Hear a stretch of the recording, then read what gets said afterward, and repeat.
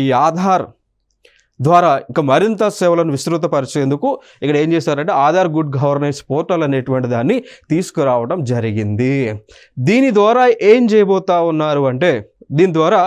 చేయబోతా ఉన్నారంటే digital governance, అదేవిధంగా పబ్లిక్ సర్వీసెస్ యాక్సెసిబిలిటీని ఇంకా ఇవ్వబోతా ఉన్నారు.